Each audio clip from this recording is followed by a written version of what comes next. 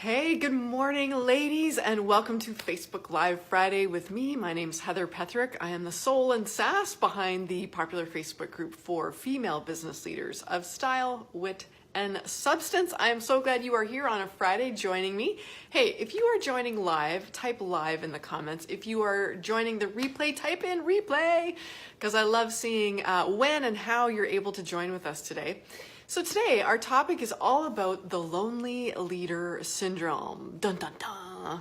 And I wonder, just by the name, do you have a suspicion that you are being plagued? Hey, Amber, thanks for being here.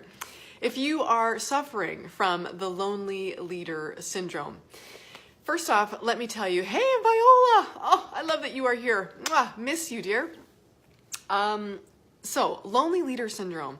It is it's probably the biggest challenge that I see plaguing talented women, established business owners, and true leaders in organizations, is that they continue to suffer from what I call, hey Amber, thanks for being here live, they suffer from what I call the lonely leader syndrome. So I want to explain what that is, because sometimes as talented women that are, have great ambitions and a great vision for our career and our business, sometimes we get so busy working in our direction, in our area of expertise, in our zone of genius, that we don't even know that we're isolating ourselves. And so I want to talk about what this lonely leader syndrome is all about, what it looks like, and what the cost or what the cost really is when we continue to suffer from the lonely leader syndrome without even knowing it. Hey, Vicky, love that you're here as well. See, Friday mornings, it's where it's at. And Julianne, I haven't seen you in weeks, months. Love that you're here. Okay, lonely leader syndrome. So what this really looks like, and actually, I'll tell you what, sometimes we come by this naturally, right? Sometimes we have developed a level of success in our career and business. Hey, Carissa. Man, all the awesome ladies are in the house today. Love it. Lonely leader syndrome. Often, we set ourselves up to be plagued by this nasty affliction without even knowing it. Right? As talented, big thinking, thanks for the hearts, ladies. As talented, big thinking, and ambitious women, we have created a level of success because we are great at what we do. Right, Kara? That's right. This often develops naturally for women who develop a level of expertise. Maybe you are sought out as an authority in your space, or you naturally gravitate towards leadership positions. Maybe at this point in your career, if you're in your 30s or 40s, you have developed your own business around your specialty, or maybe you have risen to a level of leadership within your corporate organization. Maybe you're a team lead, a branch manager, a division leader. And so whether you are in the corporate setting or whether you are a business owner and entrepreneur creating your own thing, this can be experienced no matter what side of the fence you're on, whether you're corporate or whether you're more independent. And it happens because we are different, right? When you rise to a level of leadership, when you become a mentor, when you become a business owner or an entrepreneur, it's because you naturally think different than the vast majority of the population. In fact, back in the day, when I started coaching, I started out as a career coach. Not sure if you knew that. Thumbs up if you knew that and you've been following me that long that you know the backstory. But interesting tidbit, what I learned as a career coach in the first few years of my business was I was all about personality typing and aptitude testing to help clients really identify who they were, what their strengths were, and to make powerful career and business decisions. One of the things I always come back to is that it's a very little known thing, but there are two classic, I'm going to call them personality types that you often don't hear about. Yeah, thumbs up. Thanks, loyal followers. And here's, I'm going to explain what they are and how this naturally sets us up to be a lonely leader. So you can self-diagnose yourself here. There are two classic personality styles, or ways of thinking, really.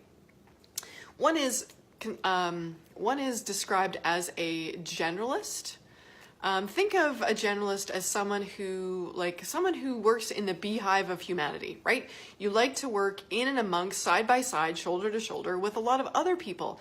And you think very much the same way, right? You have the same perspective, same sense of humor, relatively same, ambitions. And you love being a part of that hive. Now that's great, but it's very hard for a generalist to become a strong leader. Most women who gravitate towards leadership positions actually have the alternative way of thinking, and I'm going to describe that as a specialist mentality. Now, you'll know that you are a specialist because you typically have a slightly different sense of humor, right? You laugh at jokes that others don't because the way that you interpret and perceive the world is slightly different.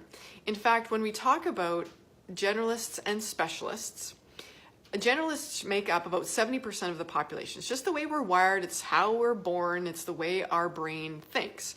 Specialists occur at about 30% of the natural population. And so as a specialist, you are naturally drawn to roles of leadership where you are either on a pedestal or people are coming to you for expert knowledge, authority, or insight because of the way that you are wired. You operate independently, you think slightly differently. And so naturally we gravitate to leadership roles, being an entrepreneur, being a business owner, striking out on our own, or becoming an expert in our area because we love that sense of independence and leadership. But here's the thing. As glamorous as being a leader, an authority, or expert can be, it is incredibly isolating. Thumbs up if that resonates with you. And that's what I'm talking about in terms of the lonely leader syndrome. Naturally, we gravitate to roles of leadership, authority, expert status, being a specialist, because of the way that we are wired and how we're motivated. Hey, Vicky, thanks. But this naturally also creates a problem for us because not a lot of people can relate to who we are, how we operate, and the way in which we think. It's kind of it's a double-edged sword. It creates a level of specialty, or it creates a level of visibility for us, a reputation, but it also naturally isolates us because here's the thing. You aren't going to be able to go to a local networking group and really find your business besties because 70% of that population is not going to think in the way that you do. And maybe you've always had this sense about yourself that you think differently, you laugh at different jokes, you have slightly bigger, bolder, or just different ambitions than most of your peers. That's the lonely leader. You may reject local networking groups because it's just not your jam, that those people aren't your people. And so by default, you continue to operate in isolation. You think those people aren't going to get me. Or you assume that no one's really going to understand what your ambitions are. Give me a thumbs up if any of this is relating or resonating with you.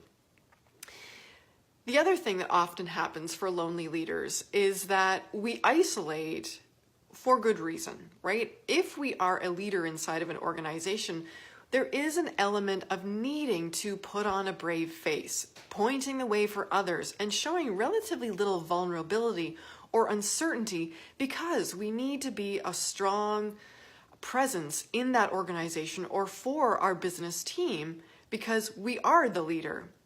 And so often we isolate because we don't want to show vulnerability, we don't want to ask questions, and we certainly don't want to appear as if we don't know what we're doing. That's one of the other reasons that naturally sets us up to experience this lonely leader syndrome. There can also be an intention for us, third reason why we naturally isolate, which is that we don't want to dilute or pollute our business, our idea, or our creativity by borrowing or being too heavily inspired by what other people are doing. I remember this was definitely one of the main reasons why I was suffering acutely from the lonely leader syndrome early on in my career as an entrepreneur. I was so deathly afraid of getting inspired by what I saw my competition doing and afraid that I would in some way copy their genius idea and then somebody from the copyright police would show up at my door and arrest me because I had borrowed inspiration too heavily from other people in my industry. And so what did I do? I decided, okay, I'm going to put the blinders on.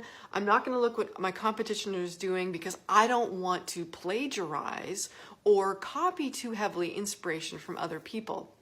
Now, while that is a honorable thing to do, we can often take that isolation too far, and we cut ourselves off from the creative inspiration we need to spark our own ideas, or take the beginning of an idea and run with it in our own flavor, personality, style, and overlay our own expertise.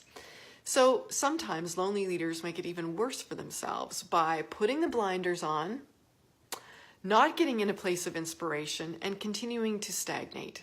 So whether you are trying to remain strong for your team,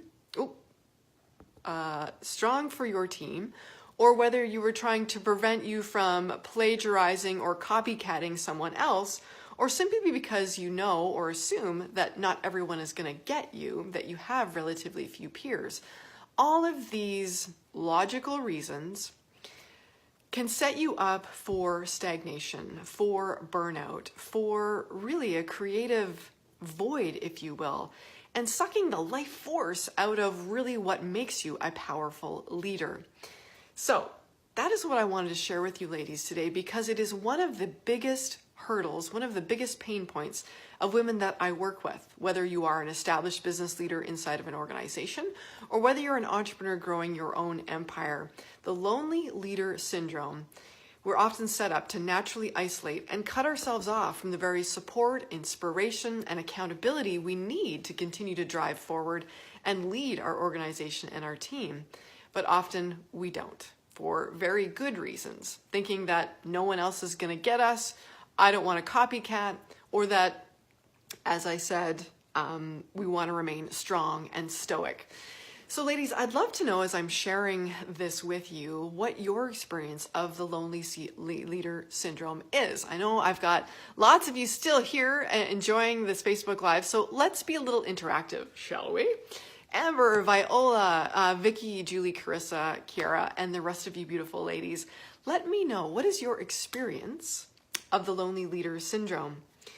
I know that the cost of doing this, as I'm looking at my notes, ladies, and you are typing your questions or contributions, is that we erode our confidence, thinking that we have to come up with all the original ideas, and that if we borrow inspiration or get in the room with other high caliber women, that somehow we dilute our own creativity.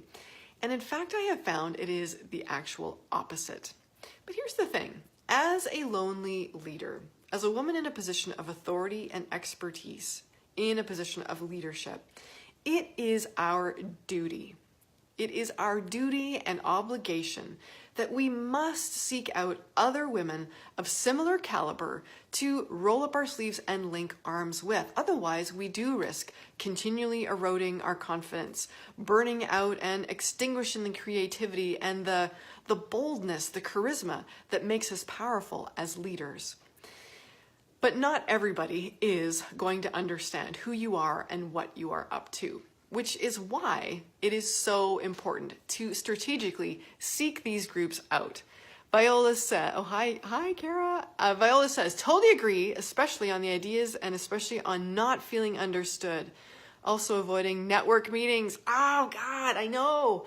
I think thumbs up. Who here has done the business networking tour of duty, right? Hey, Chow, thanks for being here. The local networking groups, right? Where you pay your, $20, $30 a month and you go and eat a, sad chicken Caesar salad and you listen to the latest speaker who tries to sell you on their book or their CD or their e-course. And you try to find inspiration, you try to find those business besties. But what ends up happening more often than not is you're being marketed, the latest MLM shampoo or hair product or, Scentsy candle or jewelry. But I love jewelry, so I always bought it. or the latest, the latest fad going, instead of actually finding high caliber, established female business leaders that are your tribe. Been there, done that. And while I'm not knocking all business networking groups because they do serve a great purpose, if you are working in a local geography and that's where your market is hanging out, those groups are fantastic for finding prospects. They're often not great at finding women who you can truly confide in, can hold each other accountable, and can share inspiration because, as I said, as a specialist, as a leader, as an expert in your area, not everyone is going to be at your level, and often it's the generalists that are hanging out at those local networking groups. Love that comment, Viola. Chow, I'd love to know what you are thinking. What else do I want to share with you today? So I really want to hit home on the paradox of the lonely leader syndrome.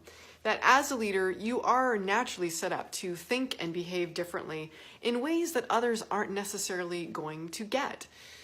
You typically and naturally have a very small peer group that is only going to appear, there may be only 3 people in 10 that you can truly relate to. So, that being said, it's an opportunity to recognize that you're not a snob, you're not some elitist, it's just that you don't have a lot of peers. But there is a beautiful opportunity for you to strategically and really make some smart business decisions about getting in a mastermind, getting in a community that is at your level. And when you can tap into that type of a community, high caliber, established, mature, self-aware, wealth conscious,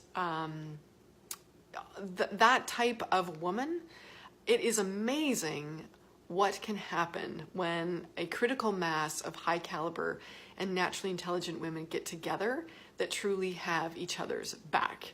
If any of you have ever been in a mastermind group of that nature, I would love to know your thoughts and comments right now.